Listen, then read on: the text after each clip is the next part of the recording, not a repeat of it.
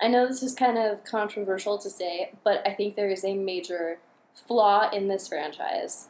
What's that? It's this huge, gaping hole that, I mean, honestly, what are we even doing here? There hasn't been a single Jaeger bomb joke in either of the movies. There's no partnership with Jaeger. Like, it would be so easy to be like, release the Jaeger bombs! And that's all over my notes last night. Like, just what is the point of this? What are we doing here? That was classic. Thank you. Yes. Thank you. I have yet to watch these movies while drinking Jaeg. Because as a lot of people know, that's like my poison of choice. Oh, I know. Shot game with this movie. That'd be a ton of fun. But I don't know every time there's bad acting, maybe? So we'd be drunk halfway through. Don't talk about Charlie that way, okay? We still love him. Charlie Hunnam? Charlie Hunnam. Yeah, poor guy. Okay. Okay, welcome to Shadow and Light, a film podcast with Molly and Sarah. I'm Molly. I'm Sarah. And in case you haven't gathered, today we are talking about Pacific Rim and Pacific Rim Uprising. Two of Sarah's favorite movies. I'm obsessed. I mean, it's a genuine problem. We're in my apartment today, and we're surrounded by, I've got one poster for each film in frames, and I also have on my bookcase behind me 2 making of books and several other pieces of ephemera, and also I've got kaiju and Jaegers on my fridge, and another kaiju in my bedroom. It's a problem. It's a cute problem, though. It is. Although I have to say it's a little unnerving because John Boyega is like glaring at me from your wall over there, and I feel like the minute I say anything slightly, just a little bit like that wasn't my favorite part, he's gonna be like, "What are you doing?" Yeah. He's just gonna. That's okay. Yeah. He can mess me up anytime. Speaking of mustaches, we have a party with. Okay, I only gave it a 5 out of 10. Spoiler alert, John Boyega's mustache only gets a 5 out of 10 from me because It's not an actual mustache, it's like a shadow. I'm like, I get it. It's kind of fuzz, yeah. It's fuzzy, it's scruffy, but I'll give it a 5 out of 10 because I like John Boyega, even though I wasn't super crazy about his character in this movie. You know. What about Idris Elba, though? He had facial hair in the first movie. Is it a full mustache, though? I think so. I mean, Idris Elba is like a 12 out of 10 any time of the day. Yeah, okay. Pretty much. So you heard it here first. Idris Elba, forever a 12 out of 10. We're not worthy. Idris. So I know that I'm sort of, like, as you said, spearheading this episode just because I'm kind of insane about these. Yeah. So should I just, like, plunge in with how I started? I kind of want to, I want to know, actually, maybe I'll go first. Yeah, go mine ahead. Is super short. Yeah. So this was the first Guillermo del Toro movie I think I'd ever seen. And I didn't know it was by him at the time. I think I knew it was by the director of Hellboy, so I take that back. I think Hellboy was the first. But Pacific Rim, I should say, was kind of the start of my feminist awakening, just in the characterization of Mako Mori and the way he subverts everything. And so this film holds a special place in my heart for that reason. And there's so many just cool concepts in here that I'm really excited to talk about. So with that being said, Sarah, take it away. I'm so excited! And I just can't hide it. What was that? So I saw Charlie Day on Jay Leno. That's how old this is. So I saw him on Jay Leno. This was like July 2013. And I was like, oh, it's that cute guy from It's Always Sunny in Philadelphia. And I don't remember how many seasons the show had been on, but he was semi-famous because of that. And so he was on, and my parents were going to change the channel. I was like, wait, there's that cute guy. So I watched it, and they showed a really cute clip of his character, Newton Geisler, arguing with Bern Gorman's character, Herman Gottlieb. And so they're bickering in an elevator. And I was like, I love bickering scientists. And one is American and one is British. So that's like, that hits home for me. That's my life. So I enjoy that. And then I was like, oh my gosh, it's Idris Elba as well. And it's that guy who played Nicholas Nickleby, who is like a piece of white toast, but he's adorable anyway. I like white toast. Yes. For the record, that's my preferred toast with breakfast, especially when you get Gouda hash browns on the side. Continue. Here, if we're hearing this here first now, Charlie Hunnam is a piece of white toast with what garnishes? No, he's a piece of white toast. He's the piece of white toast, and you have him with other things. With Gouda hash browns on the side. I'm actually just giving my ideal breakfast order now. All right. Also bacon. Continue. Yes. Anyway, so I was like, oh man, I have to see that. I never saw this movie in theaters. What? Yes! That blows my mind. I was so sad. So what happened was, I was like, I'm totally going to see this movie. And then I never did. The day it premiered, I was recovering from a trip to the dentist. And then I was like, well, okay, there's no theater in my parents' hometown. And I was like, I don't know. I didn't really have anybody to go with. And I just never saw it. So I was really disappointed. But, like, by the end of the year, I was like, I kept seeing posts about it online, and people were kind of going on and on about, like, shipping Newton and Herman and, like, showing, cute, like, gift sets of, like, kaiju and Jaeger. I'm like, oh, this actually looks really neat. I'm annoyed that I missed it. So fast forward to literally next summer, the following summer. So what was it, August 2014? That's when I saw it on a computer screen in my bedroom at 4 a.m. So not ideal viewing, but I thought it was amazing. Bad acting aside, problems aside, I loved it. For the record, I don't think Charlie Hunnam's acting is that bad. It's not that bad, but it's... I liked him in Crimson Peak, too. Like, he does the part that he's supposed to play well, which is just traditional white male, Yeah. You know what? We don't need to expect more from him than that. Yes. You know what bothers me about his role in this, though? I think it's the accent. Because not only do I know he has a British accent in real life, he's kind of doing this drawl, the kind of this. I'm like, oh, God, that's hard to listen to. That's fair. Just a little bit, I don't know. And the opening monologue with... I'm not super keen on opening voiceovers. I think it's kind of cheesy. Unless it's making fun of it in, like, a Wes Anderson movie.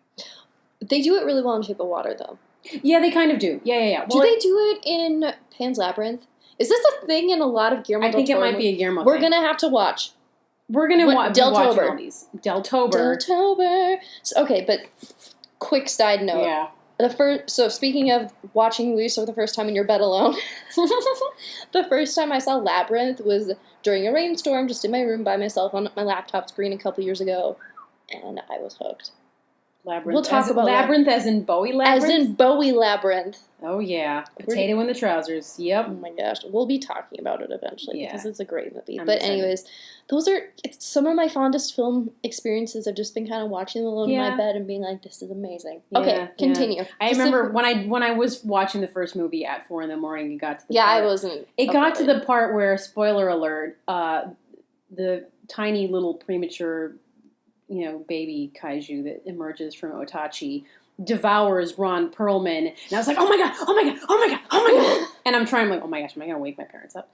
This is when I still lived at home and I watched this. And I don't know. It's very, the movie is very Guillermo. It's a little bit twisted. It's oversaturated. Yeah, it is the Guillermo. So yeah, I loved it. But the movie, to be totally honest with you, like, literally changed my life. It sounds like an extreme statement, but it really, I met my best friend through this movie.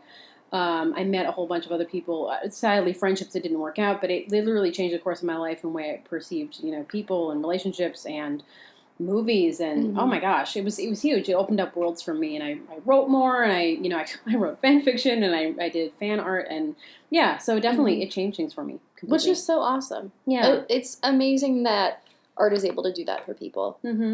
Just in general. I mean, we'll be talking about films too that have done the same sort of thing for me. Pacific Rim was kind of like a small door.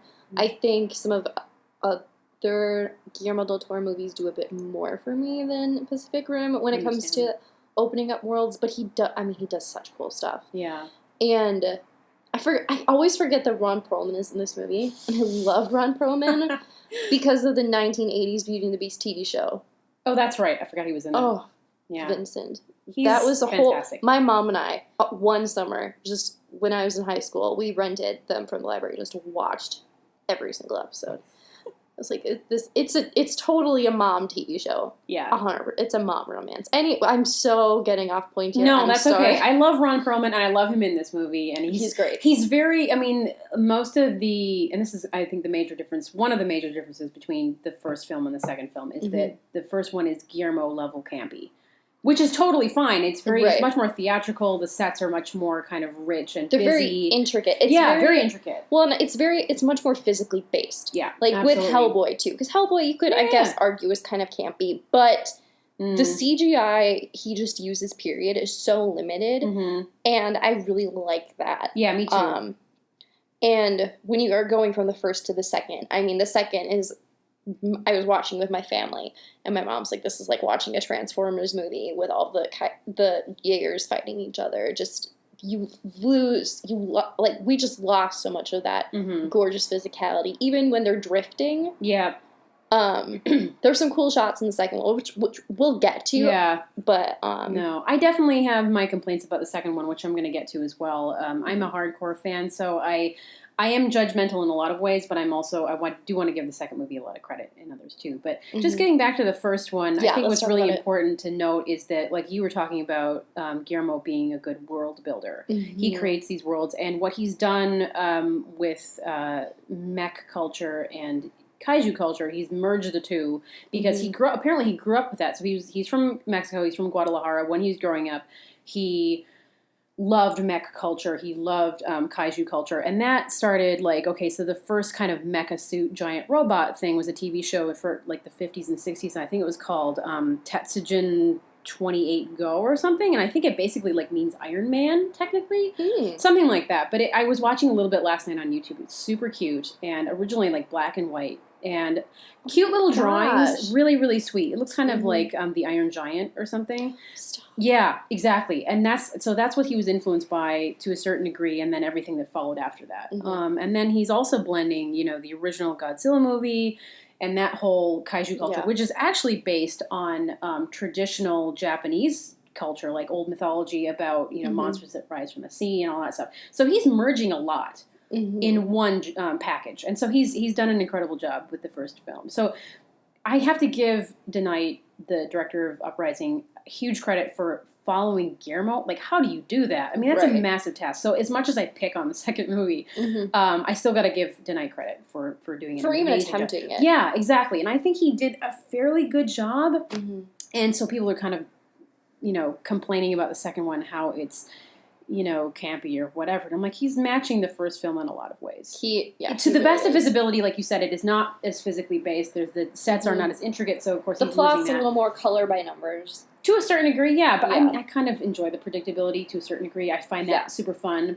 But yeah, so that's definitely something that I found interesting. Well, and the sequel's not trying to be the sort of groundbreaking film because the bigger one was. It's just more like a fun action movie, which, I mean, I'm going to see The Meg probably opening night when that opens. Oh my God, really? I'm all about fun action movies. That's going to be a family movie. My mom is like, we're going to see The Meg. Oh, fun. Like, okay. Yeah. We have a weird thing about Shark Week. Anyways.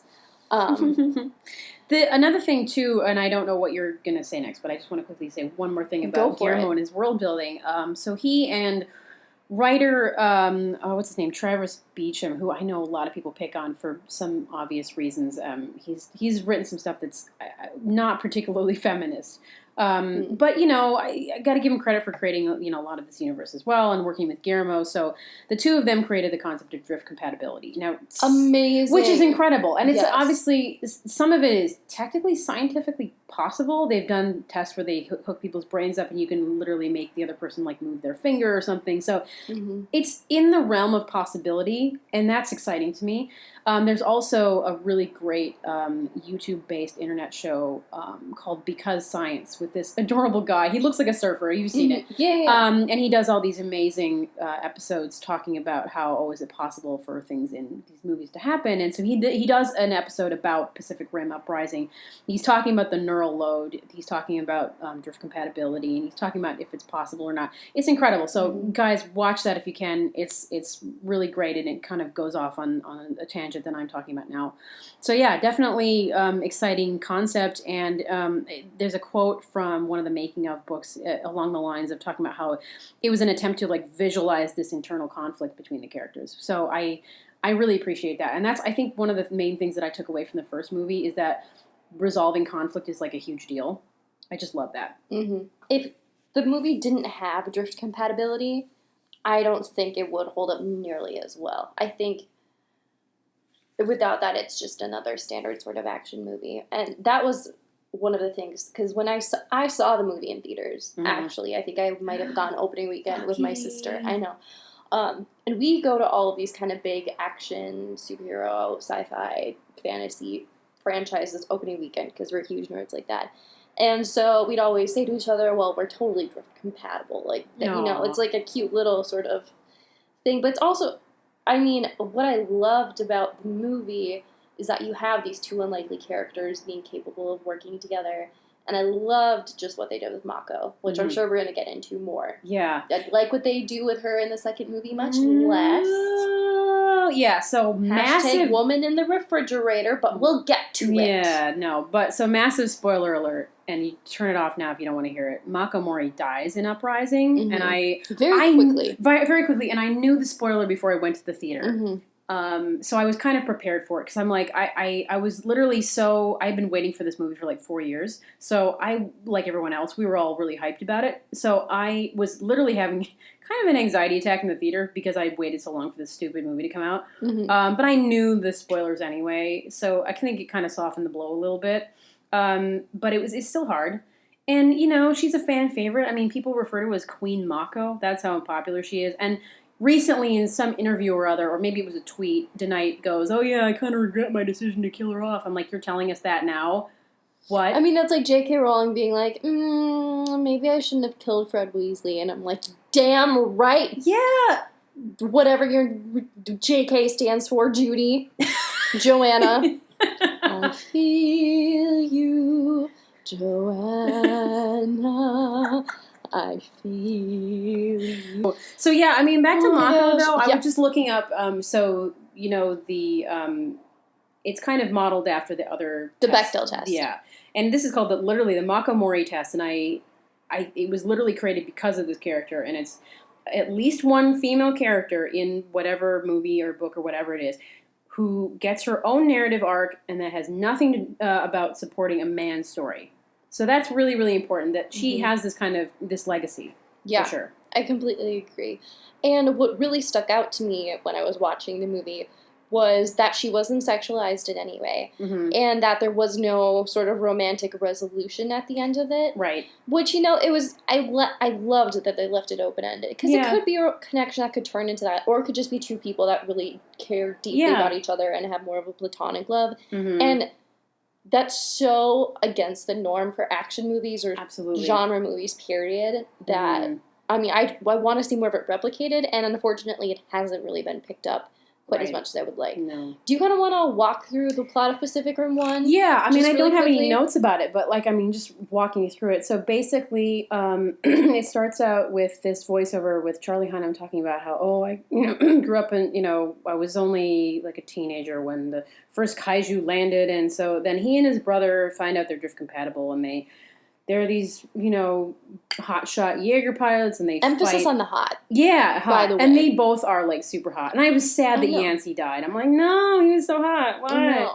I couldn't figure out which one was Charlie Hunnam in the beginning, to be honest. I'm like, you look very similar. They did a good job with casting. Yes, they do look like they could be brothers. So I like their relationship, and some of the dialogue is, cringingly awful. Because it's just kind of like, oh, age before beauty, old man, haha. And I'm like, oh, Lord. But that's whatever. It's an action movie. This isn't Shakespeare. But no. So anyway, they go out and stomp into the ocean, and then they save this this tiny little fishing boat or whatever. And even though Idris Elba says, "Don't go do that," and they go and do that.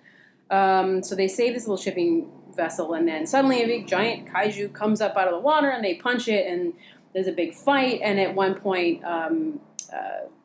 his brother, Yancey, gets torn out of the Jaeger as they're battling, and of course, Raleigh can feel his brother dying because they're still, hooked up, which is super sad, and actually a really interesting concept, because it's kind of like an extreme of, standard grief. It's a different thing when you literally feel someone dying as they're dying. It's terribly sad and horrible, and actually a really interesting point in the movie. So eventually ends up. This is in Anchorage, and he ends up on the shore, and actually a fairly well-known older Canadian actor who the name escapes me now, but he's an older gentleman on the shore with his grandson, and this giant Jaeger crashes onto the shore, and it's really incredible. And so Charlie Hunnam's character Raleigh comes out of this Jaeger, and he's totally just distraught and confused. And anyway, so that's the start of the movie. And so they're in the midst of this kaiju war, and they're trying to build a wall. Does that sound familiar to you? Building a wall. And isn't that what they're doing in Mulan too? Oh, yeah, maybe. Where's the wall built? I don't know. Can I get someone to fact check that, please? Yeah, we need a staff of like 3 or 4 to do all our work for us. Mm-hmm. We need an intern. I get an unpaid intern. Then we can know what it feels like to be in control of an unpaid intern instead of being on the receiving end of it. There we go. Okay, side note there. What the heck was that? But anyway, so then the movie starts. They're in a kaiju war. Raleigh decides to like leave, the Pan-Pacific Defense Corps, at least as a Jaeger, and starts helping build this dumb wall. And Idris is like facing a financial crisis because people like countries are saying, no, we're going to put our money into the wall because the Jaegers are BS and we're not going to win and blah blah blah. So Idris Elba's character comes along, Stacker Pentecost, and he's looking absolutely beautiful, gorgeous. You can eat off of him. He's just pristine, Molly's giving me the face. But he's wearing a beautiful suit and a large coat, and he's walking in. It's like, Raleigh, you have to come back. You're a good pilot, and blah, blah, blah. And so he comes back, and he finds out he's drift compatible with Idris. I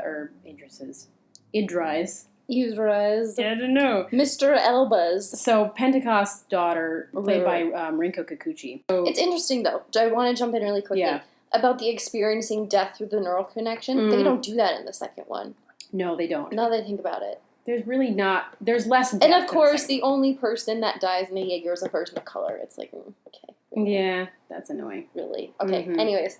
No, that's fine. But anyway, with the first movie, Mako Mori, played by Rinko Kikuchi, who is freaking perfect. And the great thing about,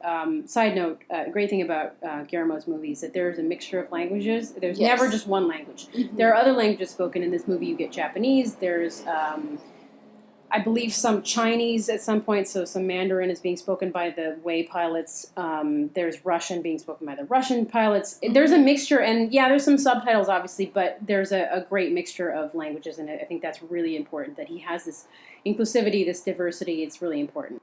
So equity seems to be something that he focuses on in his movies, which I really enjoy. Oh, me too. Mako Mori comes along and, sees Raleigh, and then they strike up this friendship. So he's like, oh, let's test and see if we're drift compatible. So they do, and of course they are, but Idris's, character, Stacker Pentecost, is like, no, she can't possibly, I'm not going to allow my daughter to fight in a Jaeger, because he's worried about her safety, obviously. But long story short, they get the pilot together. And then that's when you get her backstory. And there's some beautifully shot footage where she's in the Jaeger, and she's having this flashback. And I think, in the movie, I think they call it chasing the rabbit, where you get distracted. You're not able to sync up with the person that you're in the Jaeger pilot with.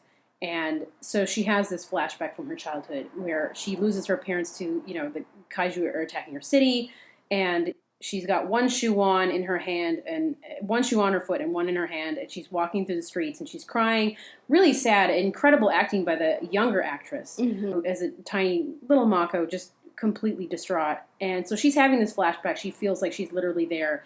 And at one point, as she's kind of going into that kind of mental arena, sort of, they have a bit where it's a combination between physical and digital, where she's walking forward, and there's a behind-the-scenes footage where they're showing, like, them sprinkling, like, dust from, like, the buildings collapsing, like, in front of her as the older Mako.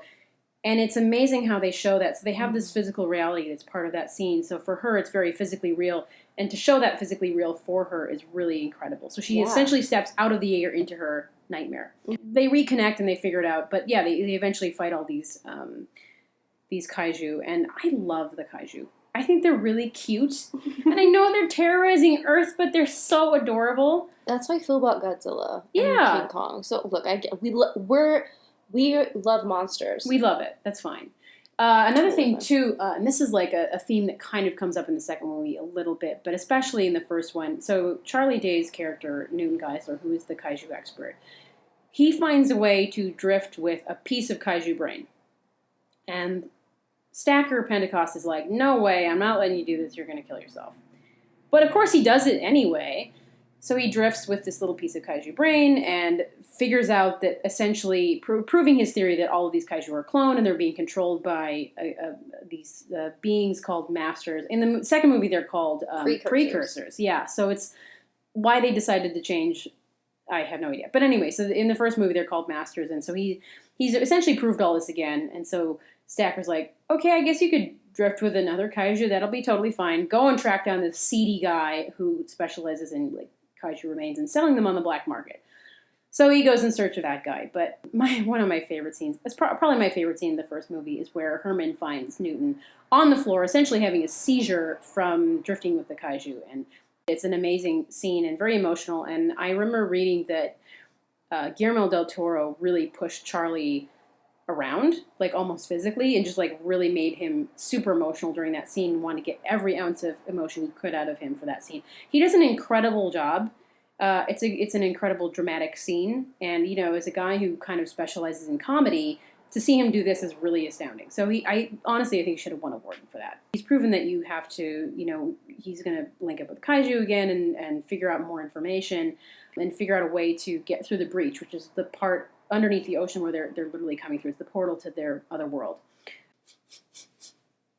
I know you can't see this, people that are listening, but I'm making a face at Sarah right now.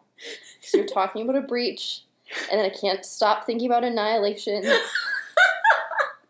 and the womb from which the alien is born. Yeah, essentially. Or as you first called it in the car ride to our other friend's house, you called it the alien butthole.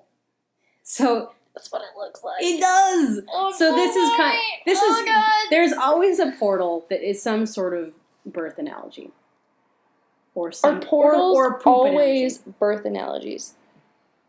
That'll be your thesis. I hope not. No way. Awful. That's terrifying. So, I mean, I guess, kind of, in a way. I'm thinking about it now. I don't want to think about this anymore. Okay. No. Also, another side note, Herman Gottlieb, the other scientist, is the mathematics expert, and so he predicts all the statistics of when the kaiju are going to appear and how often they're going to appear, and he's almost pretty much always right. So the kaiju come through this breach, which is a portal, and so they have to figure out how to get into it in order to blow it up and collapse it. But they can't get past it. Every time they try, they cannot get past it. So they figure out when Newton and Herman drift together.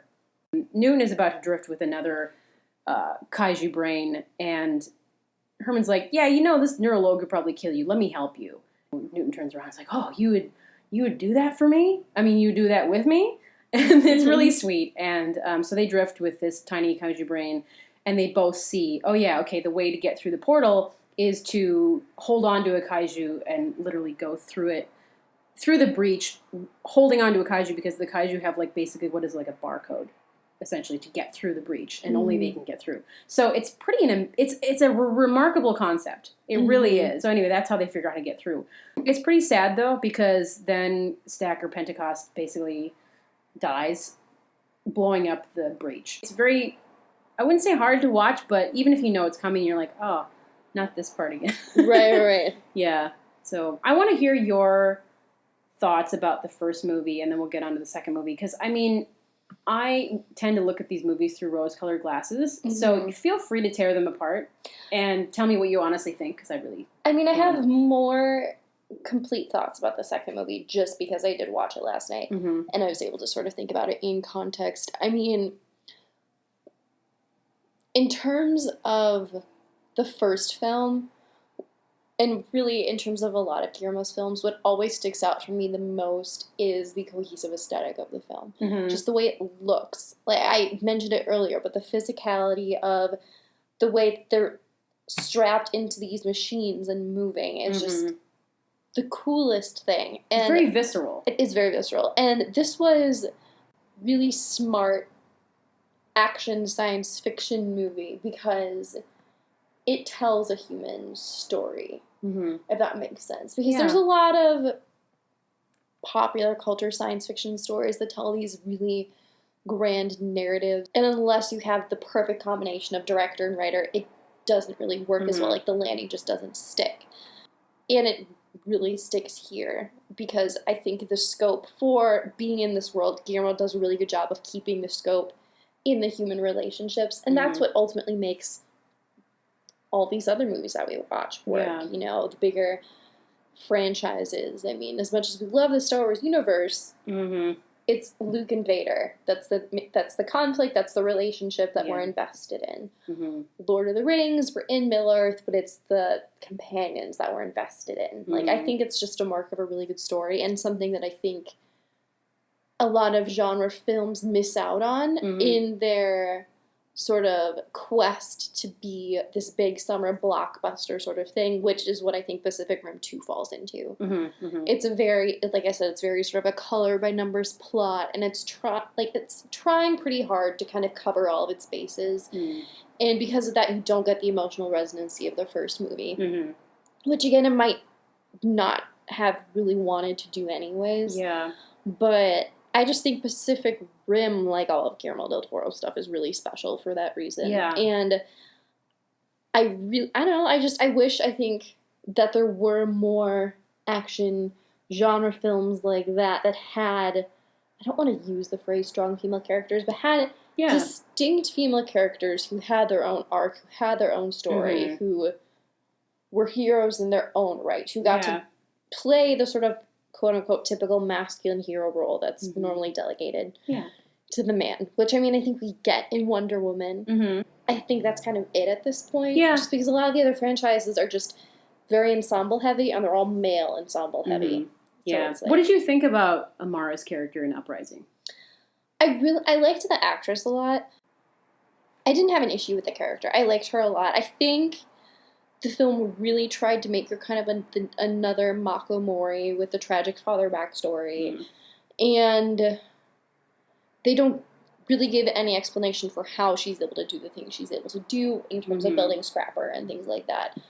But again, she's not a sexualized heroine, but she's also not really what the story is about. The story is about John Boyega's character, kind of.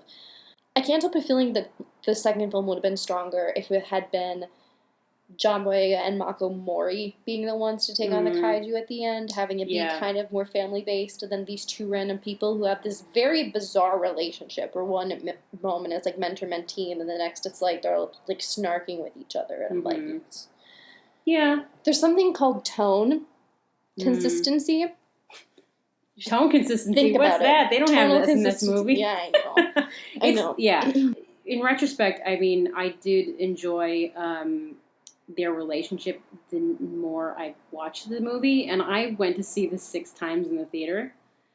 I went to see it 4 times on my own, and then once with a friend, and then another time on my own. So I mean, I'm really kind of obsessed with it, but I understand your points about the flaws, and I agree. But I think the more you watch it, the more you can kind of ignore the flaws and look at the better parts. I enjoyed the way they worked together, and I think that kind of snarkiness in the beginning, they were trying to recreate a brother-sister thing, even though, he already has a sister. Instead of just, like you said, building on that relationship would have been much better. But I did enjoy their moments, and there was a bit with, toward the end when they basically have to hit the kaiju with the sonic boom in order to kill it. And they're going down and thinking they're going to die. And he's like, I'll catch you. Yeah, and I'm very moved by that bit. And, he can't get the machine to work, and he thinks that they're going to die, and he's saying, no, and he's getting really frustrated, and then she's just like, that's okay, we saved the world, and your father will be proud. And there's an emotion to that. I think, the number of times I watched it, I feel like that really grows on me. But I think it's the Marvel comedy problem, where if you try to have so many jokes, and John Boyega's character was really trying to be sort of the smart Alec hotshot, so much so that I was just like, come on. It was a little much. I think they could have toned it down slightly. I agree. And that's sort of the Marvel humor issue that people were talking about with Thor Ragnarok. Just, when you have humor kind of undercutting all these serious moments, it's hard to kind of really have that emotional resonancy carry through. Yeah, absolutely. No, I think they could have truncated it a little bit, especially the kitchen scene, which is adorable, but also he's doing that sprinkle meme thing. Just I honestly looked at them for real? You're really going to put that in? Come on. I did the party scene, though, in the beginning. It didn't bother me. That was kind of cool. Like, he was partying, you know, and there's, like, a real DJ there, like, apparently a famous DJ who I don't remember the name of. But that was kind of a neat opening bit and, you know, good choice of music and stuff. So I feel like the movie was kind of patched together. Yeah, it does feel like... As much as I loved it, I'm like, could have been. Yeah, well, if we want to move into talking about Pacific Rim 2, I will just read through my page and a half of notes. Oh my gosh, yeah, she's got a lot of notes here. They're not, it's a really small journal, though, so, and my handwriting is big. But these are the notes I took as I was watching the movie, and I just feel like reading them in sequential order is the best experience, I guess, in terms of sharing these notes. Also, before we get any further, Screen Junkies, which is one of my favorite YouTube channels, did an interview with the cast of Pacific Rim Uprising, but they called it Pacific Rim Pup Rising, and so they had the actors train little Jaeger puppies to take down... these kaiju, which were stuffed animals stuffed with treats. It's the cutest thing. Highly recommend it. It's great. Okay, so first off the bat, my first note is, I'm into John Boyega. The mustache is just okay, 5 out of 10. And then I go, if they don't have Jaeger bombs, what's the point of any of this? Yeah. Convenient pulley system is convenient. This is when he's escaping the Jaeger, and that's just right there. And then Scrapper is so cute. And then I go into this really long diatribe about the names. I'm like, what kind of name is November Ajax? That's a terrible name. It's a BS name, that's what it is. It's a terrible name. And then, okay, why do people still need the Jaegers? Also, Junkyard Baby is a great Jaeger name. Why is that not one? That would have been really cool. Yeah. And also, why can't they keep Scrapper? Right? They literally just dumped Scrapper on the platform, and Amara's like, what did you just do? I know. Scrapper's adorable. Valor Omega, another terrible name. And then I put Scott Eastwood, yum. He's adorable. He fills the boring white guy quota. He does. Thanks for that. He does. Saber Athena is the only cool name. That is a neat name, actually. Gypsy Avenger's fine. And they're still using Gypsy, which is kind of a slur. I know. But... Oh, I guess. Yeah. It is, yeah. I know it's supposed to be an homage to the first movie. Right, and it's also spelled differently than the actual slur, but I'm still like, really? That's the name you went with? Really? Yeah, no. And then instead of getting a new one, it's like, we're going to call it the Avenger now. And then, like Scott says, and he goes, Gypsy. Like, real emotive. Yeah, that was great. I'm gonna delete that. Not a fan of obvious womanizer John Boyega. But the whole, like, random side... thing where he's into that Jules, who's another boring female. Yeah, I mean, could you please give her more of a backstory? Who's into Scott Eastwood, which I mean, I get. Well, she's kind of into both of them, which I get, but also and then also why I was really confused by there was such female on female animosity. Like this Russian chick just being like, I hate you because you don't come from and because you just come here and you didn't work to be here, Tamara. And I'm like, I was so annoyed with that. I'm like, can't we just have women supporting women? Yeah. Women supporting women. I think that's just sort of a... it's a trope that needs to die. It's a trope that needs to die a long, lingering death. And it's definitely like a wish fulfillment thing. Like, oh, chick fight. That's super hot. So this is basically Ender's Game, but with no Guillermo del Toro, is what I wrote. And then Charlie Day is the best. Love him. That's my note. I worship the man. I really do. I love him very much. I know you do. And then I go, Newt and Herman are the best part of this whole movie, honestly. I'm glad you think so. And then, what's with this whole Newt-Herman conflict coming out of nowhere, not established well enough? What the heck? And then, okay, why? Because Newt has been brain We'll get to there. Sorry. Okay, why are there riots? And then they fridged Mako, like, right away, and honestly, that's so rude. That was just dumb. Why bother having a movie at all if you're going to kill her off in a stupid helicopter? To kaiju? Because then that Alice scene happened. That was the only plot twist I could not see coming. Like, the rest of them, I was like, okay, I'm calling it, like, the drones are secretly kaiju, and it's, like, I got that, but then it's like, Alice, I'm like, is she dead? Like, is it just this random woman? The kaiju nut scene, yeah. So I'm like, what are they doing? Okay, that is the original brain segment from the first movie. I'm not kidding. That is literally the same brain segment. It's in the same jar, and it's the same, and you can see its age. But he named it Alice? I don't know why they named it Alice. I have no idea. It's just dumb. I do have to say one quick anecdote, though. So I saw this movie on my own 5 out of 6 times, but I did go see it with my friend Emily. And I was waiting for this scene, and I'm like, I cannot wait for her reaction. So, like, I look over, she's to my left, And she's smiling, and she goes, "What is happening?" That was the best moment for me. It's so weird. I don't want to think about what the implications are of the face. Continuing. Yeah. Okay, so then Obsidian Fury is a way cooler name than all the other Jaeger names, and it's not even one of our Jaegers. That's legit.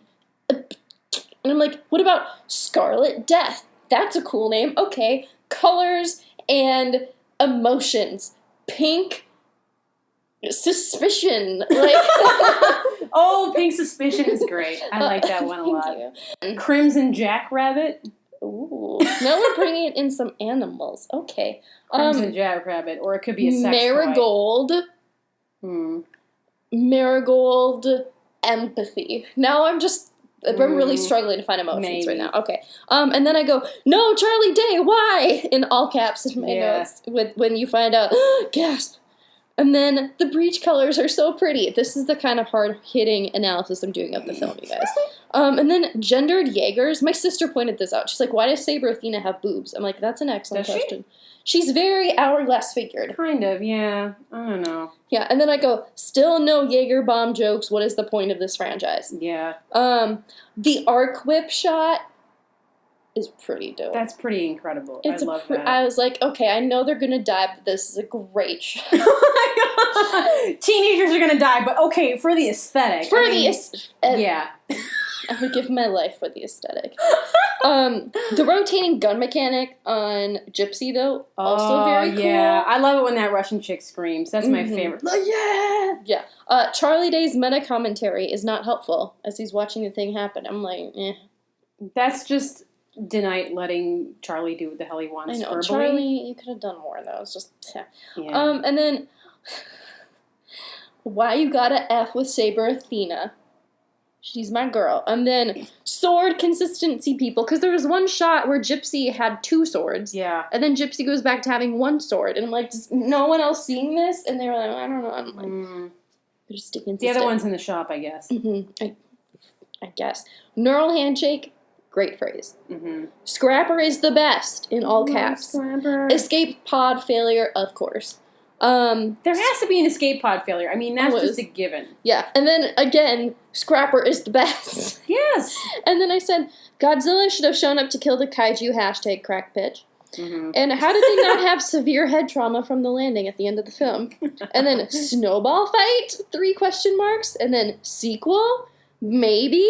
Please, God, let there be a sequel to fix everything you did wrong! I know. And then my ending comments were too much snark, not enough meaningful relationship building, and they tried to give the girl a tragic father like Mako, but it didn't work nearly as well.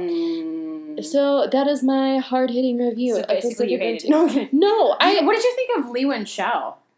I liked her. I did too. I mean, honestly, I was expecting her to be the bad guy. That was the other kind of thing. And so I'm like, okay, no, this makes sense that she'd actually kind of...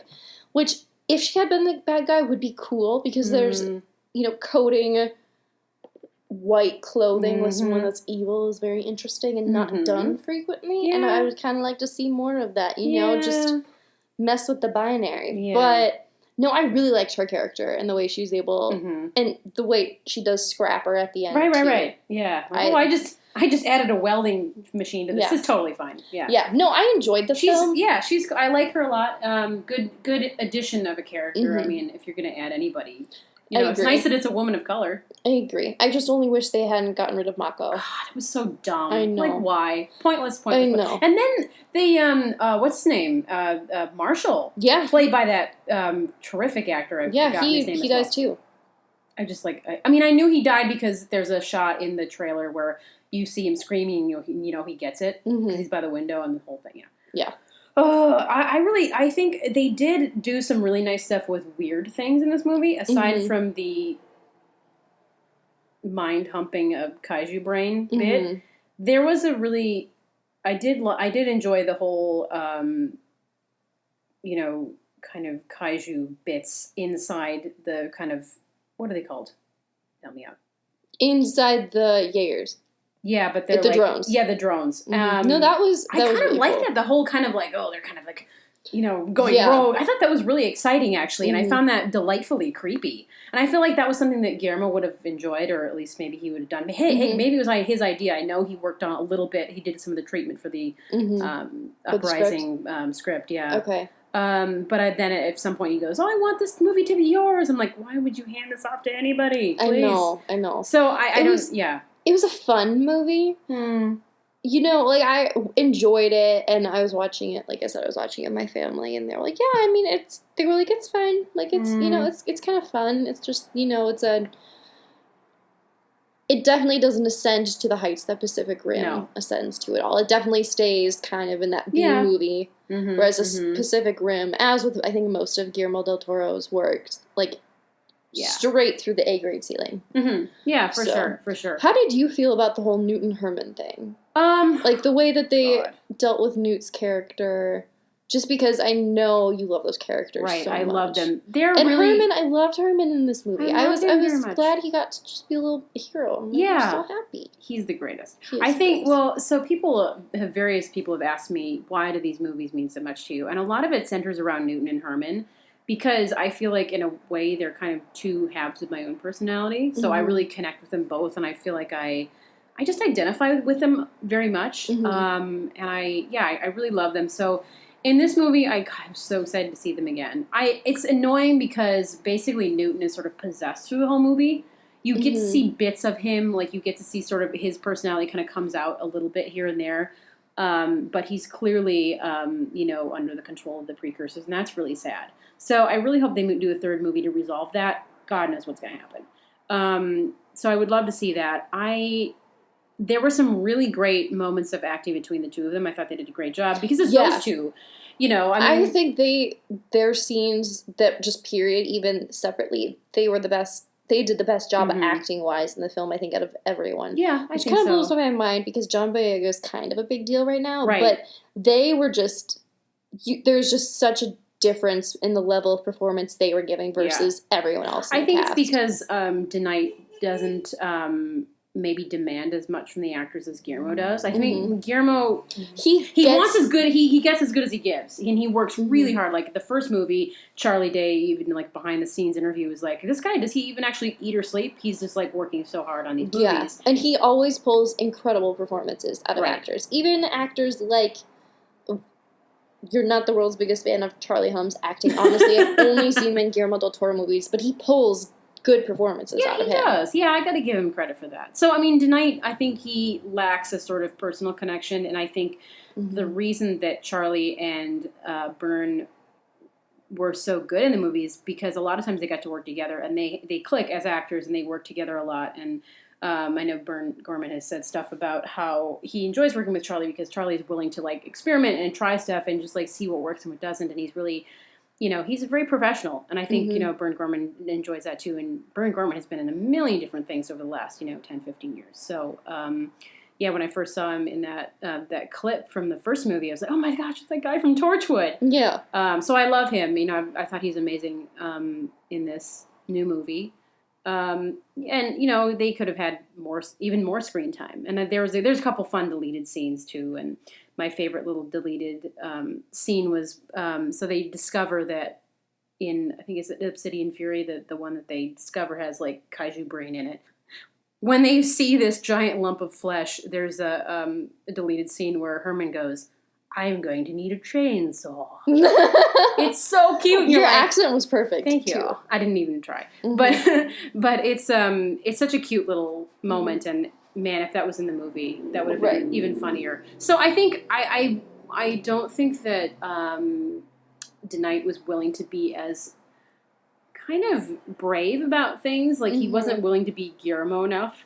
Right. Which is understandable, and he maybe was trying to be a little bit cautious, so I think I could feel him kind of holding back a little bit. Yeah, but when you're dealing with such literally huge properties, I feel like you have to be able to throw everything into it, which is what sets apart the really good genre films from the really not good genre films. And the criticism that existed with, like, hardcore fans, I mean, even from people like me, but, like, hardcore fans, all over the internet were saying, oh, this movie's trash and blah, blah, blah. Part of me was like, okay, what did you expect from a dumb sequel action movie exactly? Right. So I think I definitely take the whole movie with a giant grain of Himalayan rock salt. Yeah, well, because The Empire Strikes Back and The Dark Knight are the exception, not the rule. Absolutely. Yeah. I mean, those are arguably the best sequels in movie history. Because sequels are never really good. They're just a way of, like, bringing back characters because people can't get enough of them. I think it's a difference. There's a difference if it's just, like, a straight sequel or if it's part of a continuing story arc. That's a good point. Although The Two Towers is the most beloved, I think, of the Lord of the Rings movies. Although, honestly, they're all excellent, and I'm going to get you to watch them. But they're based on the book anyway, so they pre-exist in that serial format. Yes, they do. I have to say. Look at you throwing that up, girl. Thank you. By the way, we didn't actually say what the plot of Pacific Rim was. No. Or the second one, Uprising. What plot? What plot? Yeah, here. I'll take 30 seconds starting now. John Boyega is Idris Elba's son, but he's not in the first movie, so surprise. So he's just kind of, living off the land, doing things illegally. Then he gets captured with Amara, who's this young girl who built this little Jaeger, and then they're taken to the PPCD or whatever it's called, PBDC.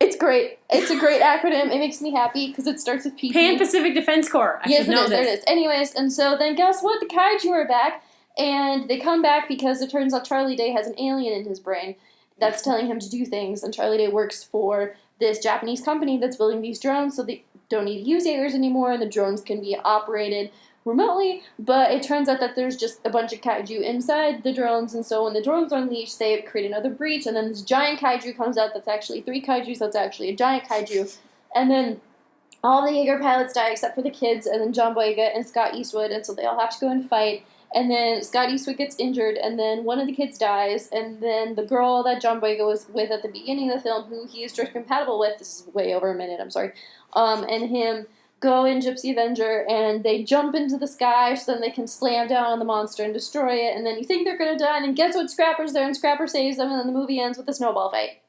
That's it. And then Charlie Day's like, they're coming, and then John Boyega's like, not if we get to them first. And then it ends. That's it. Yep. Thank you. Bravo. Oh, that was like a minute and 20 seconds. Next time I'll try to do better. This is synopses. Whatever, by Molly. I'm done. No, that's great. Actually, you know what? Now I'm kind of thinking about product labeling. You know when you said this is a great way to market Jägermeister? Mm-hmm. They did product labeling in the movie. They did Oreo. Yeah. He kisses a bottle of sriracha sauce. Like, what? Seriously? Yes. There's car keys that are there. Doesn't Captain Crunch make an appearance? I mean, there is product labeling in this movie. Like you said, you missed your one product placement. Jägermeister. Also, why are they called Jaegers in the first place? Does it stand for something? Yeah, it does, and I think it's just an easy gear. Kind of rabbits. No, but it's like an excellent grandmother, early riser. What is this? Jaws and everyone go exploring regional Russians. Alaska. Okay. I'm just trying to come up with acronyms. Yeah, no. But Jaeger means like something about like hunter. I think that's what it. So they're using the actual German word for hunter. So. Yeah, Jägermeister. Be like, release the Jaeger. I should have started with John Boyega at the part and be like, release the Jaeger bombs. What? That would have been priceless. Amazing. And isn't a PG-13 movie anyway? Yeah. So he could have endorsed alcohol from a PG-13. What are you doing, Pacific Rim? What are you doing? Why? Guillermo, come back and save us. We're dying. What was that? Just give me the product placement I want, please. Product cares. I was gonna do it! I was like, if she doesn't, I'm gonna say we're ready to go. Yes. So yeah, I don't.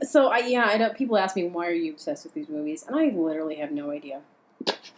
I mean, because I tear them limb from limb every time I talk about them with people. I'm like, oh, this movie is total crap, but I love it. Well, that's not exactly a good argument. No, but all human things are flawed, And Yeah. you can love something and know that it has its problems. And being a responsible viewer means that you're able to think and talk about the things that don't work as well or don't work as nicely or are even problematic, which I don't think there are quite as many. I think the word gypsy is probably the only thing and it's off the top of my head. Yeah. But, you know, it's just all about enjoy, you know, love the weird little things that make your heart happy, but just be able to think critically about them as well. Yes. And think critically about everything in your life, you know? Yeah. Oh, and then another thing I was going to bring up, too.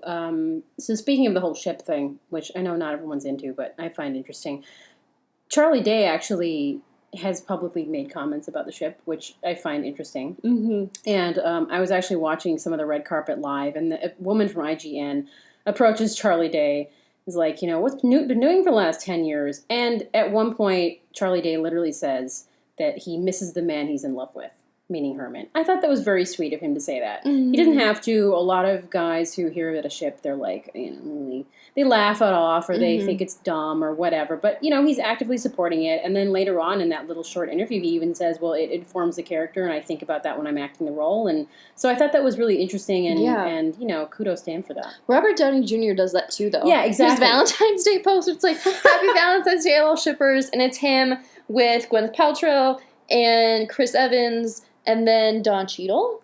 I think so. Mark Ruffalo? Yeah, so he's like, there's four. There's like four ships in there. People ship Tony Stark with everyone. Literally everybody. I feel like he's that kind of person. I wouldn't know this. That's a lie. I know this. I know you do. You're the Marvel girl. Well, I mean, yeah. I like Marvel and I like DC. Controversial. I know. Me too. I love DC. I like them both. I like playing around with both. Okay, so closing thoughts. Jaeger bombs out of 10. What are we giving this stupid movie? Or the first one. Let's do the first one and then move to the second. I'm gonna give the first one 9 Jaeger bombs out of 10. And I'm gonna give the second one 5. I was gonna say 4, but 4 makes it seem like I didn't like it. I'm just kind of like meh on the second one. But the first one for sure gets 9 out of 10 Jaeger bombs. I think the more times you watch the second one, it gets better. That's a psychological thing though too. Yeah, that's like true. Exposure theory. Not to undermine your argument, but I just watched a game theory about this. This title of this episode is Molly thinks that Sarah has exposure. What would you call it? Exposure what? I don't remember. Oh my god. It just came out of my mouth. It's been a long day. Exposure theory? Is that what you said? It's something like that. It's like a psychological thing. There's a film theory video where they're talking about the backlash against The Last Jedi. And Matt Pat, who's the guy who does all these videos, and he's excellent, goes into the whole, like, the more you see something, the more you're comfortable and familiar with it, and the more you like it. Yeah. So that could be at play, but I'm not trying to undermine you saying that it gets better, because it probably, like, does. And I was watching this critically, too. So. Right. I think it's different for me literally every time I watch this movie. Because the first time I saw the movie, I'm like, oh, man, that gives, like, I can give that, like, a 3 out of 10. Second time I saw it, I'm like, okay, I'll give it, like, a 6 out of 10. Next time I saw it, I think maybe it was, like, an 8, and then I went back to a 5. I'm all over the place with this movie. I think I like certain scenes of this movie. And the same with the first movie. I mean, I've literally only watched that movie twice. Which is ridiculous considering it's a movie that I am very invested in. Right. But no, it's like I like certain scenes and I fast forward through a lot, or I'm like, oh, this is where the bad Australian accent comes in. Fast forward. You know, I don't enjoy the whole thing. I'd be a liar if I said I did. So I think I like aspects of the movie and the drift compatibility and like certain scenes in it, but I don't necessarily like every aspect of each film. Yeah, that's fair. I mean, I think that's kind of a weird phenomenon with a decent amount of modern movies. Because that was also a criticism of The Last Jedi, and it was a criticism of all the DC movies, and even of some of the Marvel movies. And it's I think it comes down to the difference between having a director who has full creative control and a cohesive vision of what he wants versus someone that's just like, I need to make this blockbuster X, Y, and Z. Right. I think the first movie I would probably give... It's Guillermo. I'm going to give him 9 out of 10. And this new movie, I'd probably give maybe a 6 out of 10. Yeah. Maybe a 7. I thought the special effects were quite good. I must say, I loved that. I love all the digital stuff. Maybe a 6.5. Maybe a 6.5. I mean, you lose a whopping 2 points for killing off Mako because that was the dumbest crap I've ever seen. Yeah, there's a lot in the plot that doesn't work. It really doesn't, and it was a plot device that basically, it was so weak. Just have a minor character die. Mm-hmm. So that was dumb. But yeah, definitely. I agree. I'm glad we got to talk about this, though. Was it? Yeah, finally. Was the conversation everything you hoped it would be? I believe so, yes. Good, I'm glad. Because it's just such a...